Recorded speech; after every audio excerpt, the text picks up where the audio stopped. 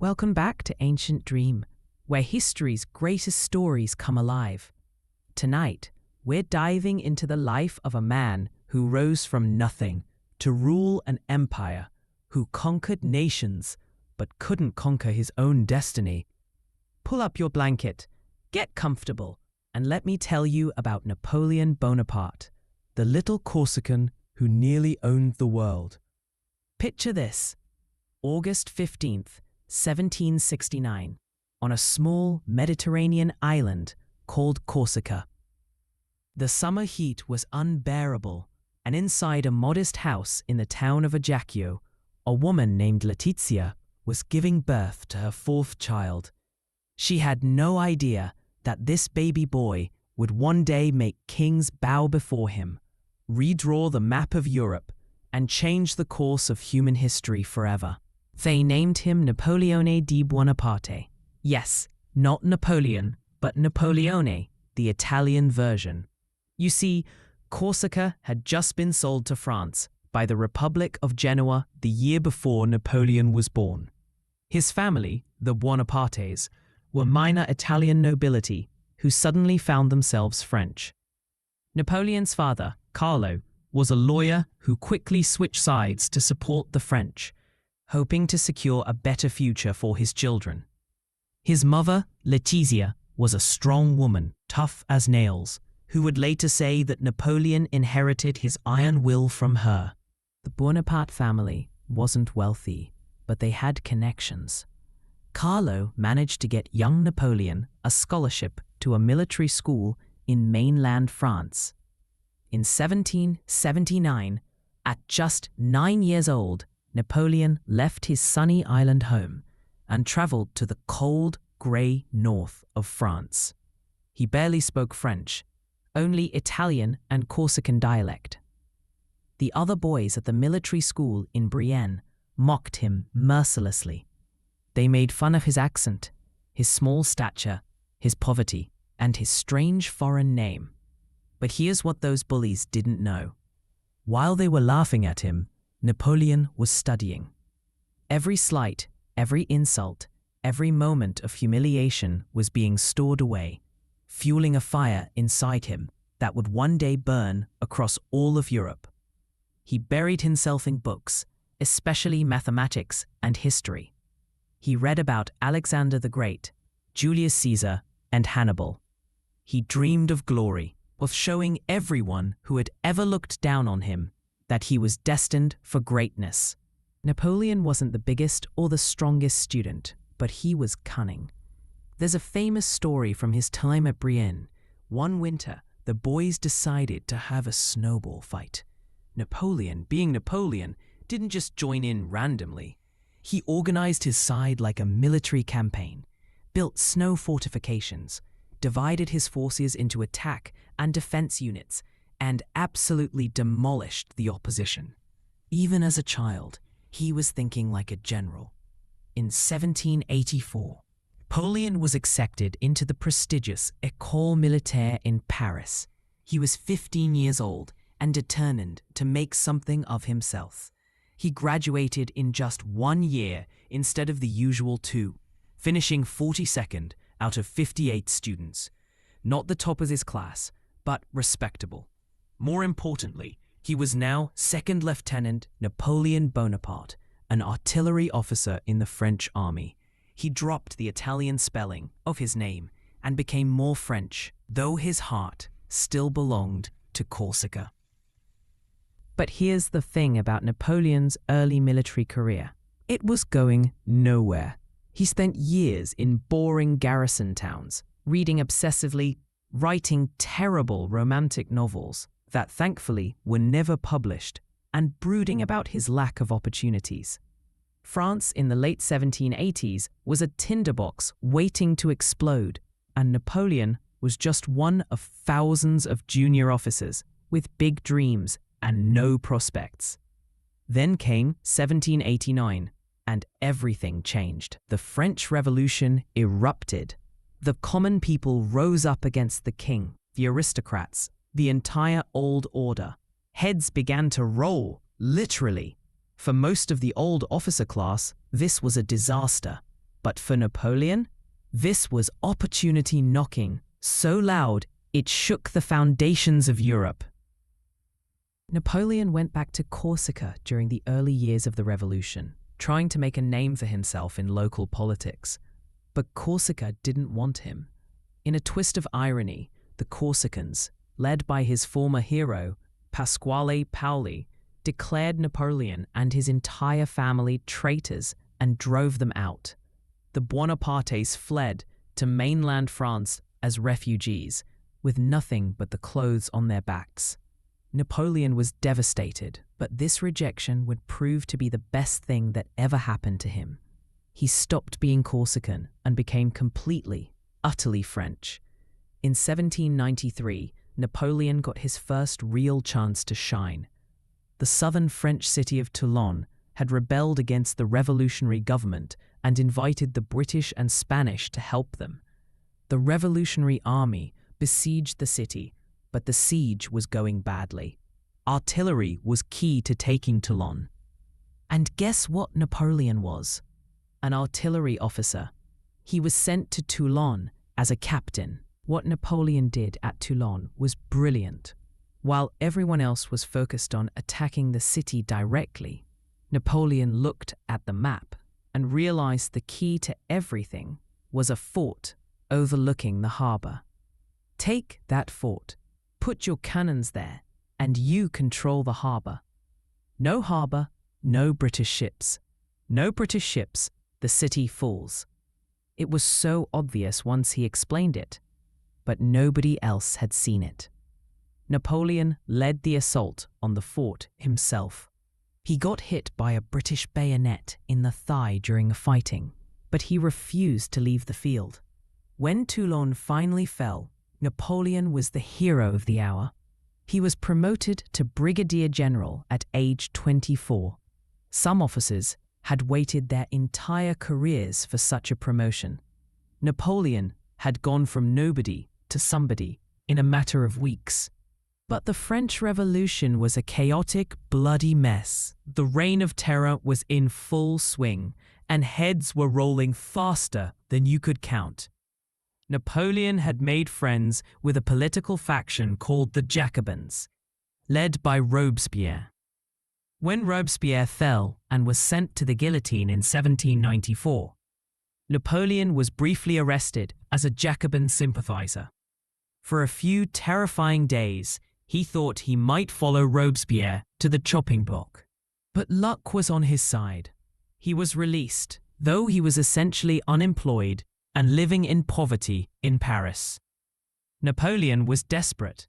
He considered leaving France entirely, maybe joining the Turkish army. Can you imagine? Napoleon Bonaparte as an Ottoman general. History would have been completely different. But before he could leave, fate intervened again. In October 1795, royalist rebels tried to overthrow the revolutionary government in Paris. The politicians were panicking, and they needed someone to defend the government buildings. Paul Barras, one of the leaders of the government, remembered the young artillery officer who had saved Toulon. He called for Napoleon. Napoleon had only a few hours to prepare. He sent one of his officers, a young cavalry captain named Murat, to seize faulty cannons from a nearby depot. When the royalist mob, thousands strong, advanced on the government buildings, Napoleon was ready. He ordered his artillery to fire directly into the crowd with grape shot, essentially giant shotgun blasts from cannons. The streets of Paris ran red with blood. Hundreds died in minutes. It was brutal, ruthless, and absolutely effective. The rebellion was crushed. Napoleon had saved the government, and this time his reward was massive. He was promoted to commander of the Army of the Interior, essentially the military governor of Paris. At 26 years old, Napoleon Bonaparte was one of the most powerful men in France. Now, here's where things get romantic. At a party in Paris, Napoleon met a woman named Josephine de Beauharnais. She was 32, 6 years older than him, a widow with 2 children, and connected to all the right people in Parisian society. Napoleon fell head over heels in love. He wrote her passionate, almost embarrassingly intense love letters. Josephine thought he was weird at first, this short, thin, intense young general who couldn't dance and had no social graces. But Napoleon was persistent, and Josephine was practical. She needed protection and stability, and Napoleon could provide that. They married in March 1796. 2 days after the wedding, Napoleon left Paris. He had been given command of the army of Italy, and he was off to war. The army of Italy was a joke. The soldiers were hungry, unpaid, dressed in rags, and had no boots. They were supposed to invade Italy and fight the Austrians, but nobody expected them to achieve anything. Napoleon looked at this rabble and saw opportunity. In his first proclamation to the army, Napoleon told them, "Soldiers, you are naked and ill-fed. The government owes you much, but can give you nothing. Your patience and courage honor you, but give you neither worldly goods nor glory. I will lead you into the most fertile plains in the world. Rich provinces and great cities will be in your power. There you will find honor, glory, and riches." In other words, follow me and I'll make you rich through plunder. It wasn't exactly inspirational in a noble sense, but it worked. The soldiers loved him immediately. What followed was one of the most brilliant military campaigns in history. Napoleon moved fast, hit hard, and never gave the enemy time to recover. He defeated the Austrians again and again, conquered most of northern Italy, forced several Italian states to surrender, and sent wagons full of gold, art, and treasure back to France. The Directory, the government in Paris, was stunned. This nobody they'd sent off to keep him busy had just conquered half of Italy. Napoleon became a legend. Songs were written about him. His portrait was everywhere. He was the hero of France, the savior of the revolution, and he was only 27 years old. But while Napoleon was conquering Italy, he was tortured by jealousy. He wrote constantly to Josephine, passionate letters begging her to join him, telling her how much he loved her. She barely wrote back.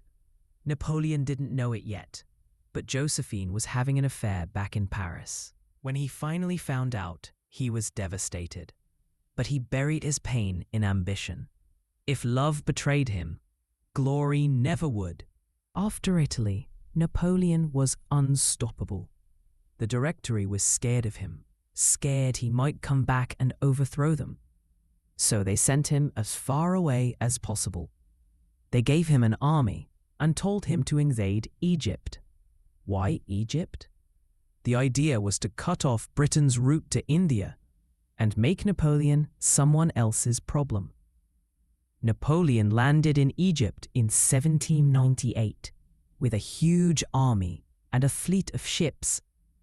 He brought not just soldiers, but scientists, scholars, and artists. He wanted to conquer Egypt, sure, but he also wanted to study it, understand it, unlock its ancient mysteries. It was during this campaign that the Rosetta Stone was discovered, which the Egyptian campaign started brilliantly.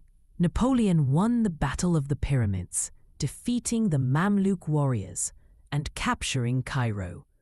But then disaster struck. The British fleet, commanded by Admiral Nelson, found the French fleet anchored in Abu Qir Bay and destroyed it completely. Napoleon was trapped in Egypt, cut off from France, with no way home. He tried to make the best of it. He marched into Syria, but that campaign was a nightmare. His soldiers died of plague, thirst, and combat. Napoleon even visited plague hospitals personally, touching sick soldiers to show he wasn't afraid. It was brilliant propaganda, even if it was incredibly risky. But back in France, things were falling apart. The Directory was weak and corrupt. France's enemies were closing in. Napoleon knew he needed to get home. In August 1799, he abandoned his army in Egypt, snuck past the British blockade, and sailed back to France. He left his soldiers behind, which wasn't exactly honorable, but Napoleon had never let honor stand in the way of ambition.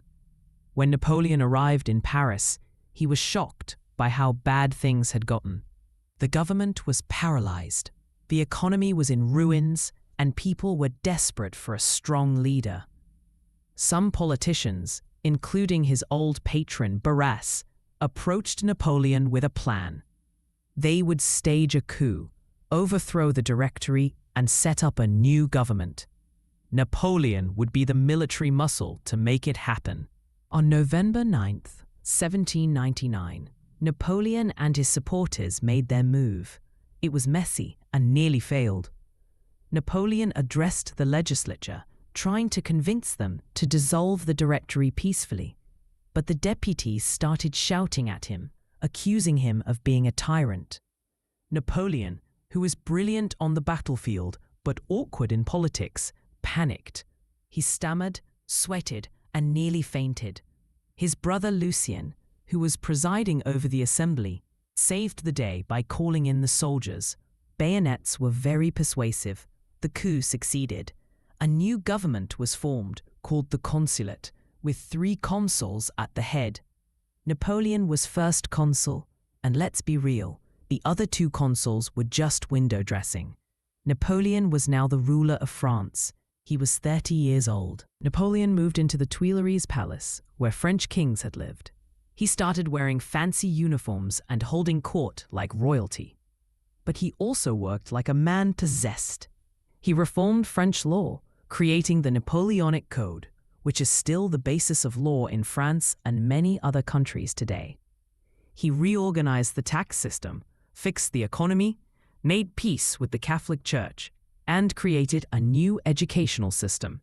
He was everywhere, doing everything, sleeping only a few hours a night. In 1804, Napoleon went one step further. He declared himself Emperor of the French. In a magnificent ceremony at Notre Dame Cathedral in Paris, with the Pope himself present, Napoleon picked up the crown and placed it on his own head. The message was clear. He owed his power to no one but himself, not God, not the church, not the people. Napoleon Bonaparte, the poor boy from Corsica, was now Emperor Napoleon I. But being emperor wasn't enough. Napoleon wanted to control all of Europe. Between 1805 and 1807, he fought a series of wars against Austria, Russia, and Prussia. He won battle after battle. Austerlitz, Jena, Friedland, names that still echo in history. Napoleon's tactics were revolutionary. He moved faster than his enemies expected, concentrated his forces at the decisive point, and destroyed enemy armies before they could unite against him. He was a genius at war, and for a while, it seemed like nothing could stop him. By 1807, Napoleon controlled most of continental Europe. He had defeated every major power except Britain. He couldn't invade Britain because the Royal Navy controlled the seas, especially after Admiral Nelson destroyed the French-Spanish fleet at Trafalgar in 1805. So Napoleon tried to strangle Britain economically instead, forbidding all of Europe from trading with the British. It was called the Continental System, and it was a disaster.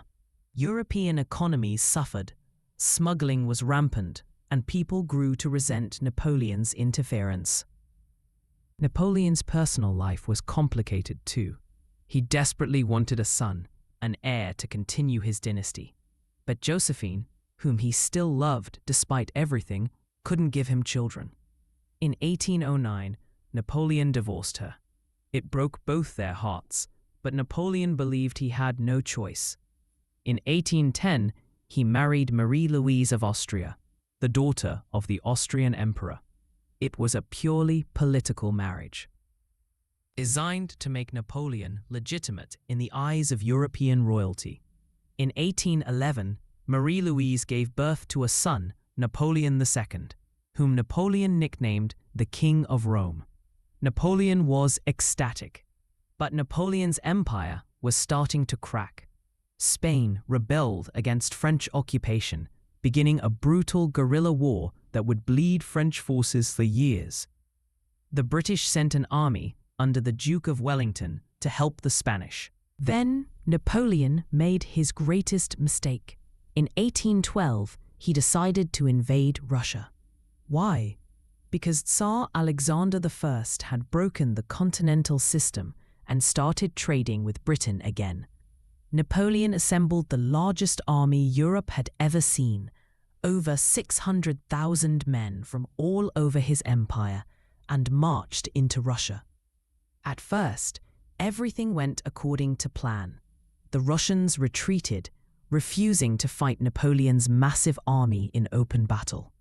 Napoleon kept marching deeper into Russia, chasing the Russian army. In September, the two armies finally clashed at Borodino, just outside Moscow. It was one of the bloodiest battles in history. Over 70,000 men died in a single day. Napoleon won, technically, but the Russian army wasn't destroyed. They retreated again. Napoleon entered Moscow, expecting the Russians to surrender. Instead, he found the city abandoned and burning. The Russians had set Moscow on fire rather than let Napoleon have it. Napoleon waited in Moscow for weeks, expecting Tsar Alexander to negotiate peace. But no message came. As October turned to November, Napoleon realized he had to retreat, or his army would be trapped by winter. The retreat from Moscow was a nightmare beyond imagination. Winter came early and hard. The temperature dropped to -40 degrees. The roads became rivers of ice. Men froze to death while marching. Horses died by the thousands. The Russian army and Cossack cavalry harassed the French every step of the way, picking off stragglers. Supply wagons were abandoned. Discipline collapsed. Soldiers threw away their weapons just to lighten their load. Of the 600,000 men who marched into Russia, fewer than 100,000 made it back. The rest were dead, captured, or missing. Napoleon had lost the greatest army ever assembled, and worse, his enemies now knew he could be beaten. All across Europe, nations rose up against Napoleon. Prussia, Austria, Russia, and Sweden formed a new coalition. Napoleon rushed back to France and raised new armies, but these were boys and old men. Not the veterans who had conquered Europe. Napoleon fought brilliantly, winning several battles in 1813, but he was outnumbered and exhausted. At the Battle of Leipzig in October 1813, also called the Battle of Nations, Napoleon was decisively defeated. He retreated back to France. In 1814, the Allied armies invaded France itself. Napoleon fought like a cornered lion, winning battle after battle against superior numbers. But it wasn't enough. His marshals, the men who had followed him for years, finally told him it was over. They wouldn't fight anymore. In April 1814, Napoleon abdicated. He was exiled to Elba, a tiny island off the coast of Italy. The Allies let him keep the title of emperor and gave him sovereignty over Elba, plus a pension. They thought they were done with Napoleon. They were wrong.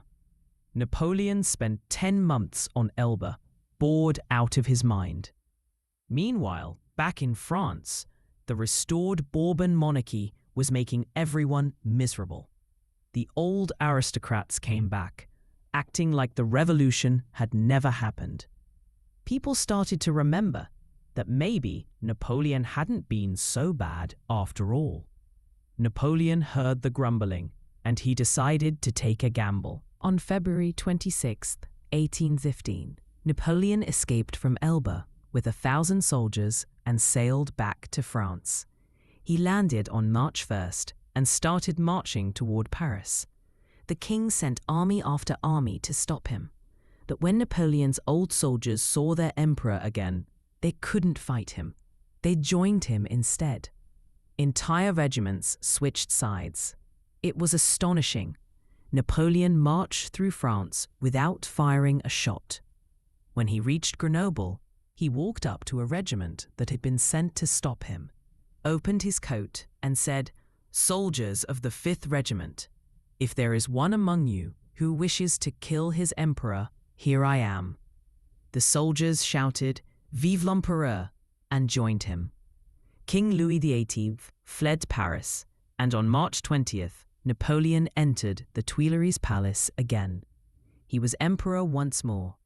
The whole thing took 3 weeks. We call it the 100 Days. But Europe wasn't going to let Napoleon come back. Britain, Prussia, Austria, and Russia immediately declared war.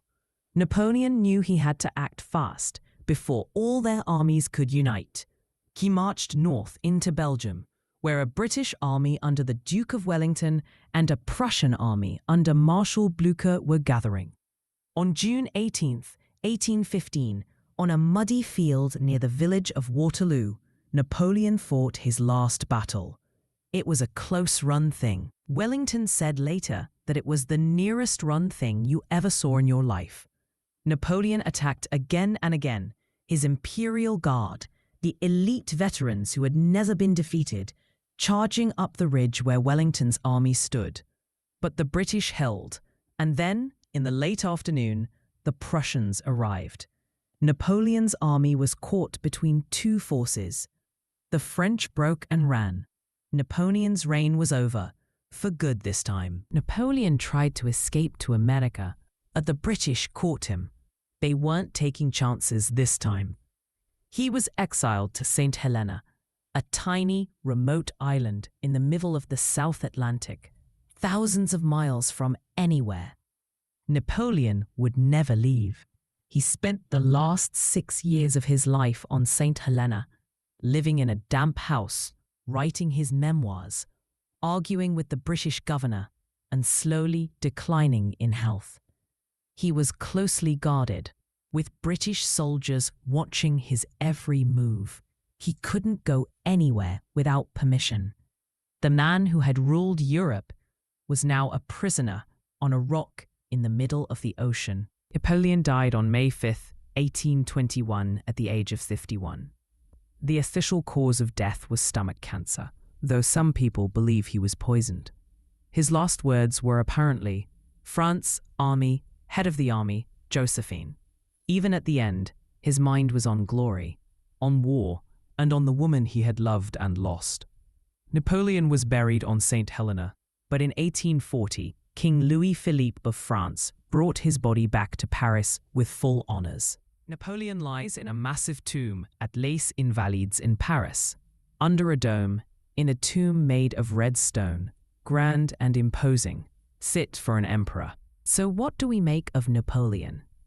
Was he a hero or a villain? A liberator or a tyrant?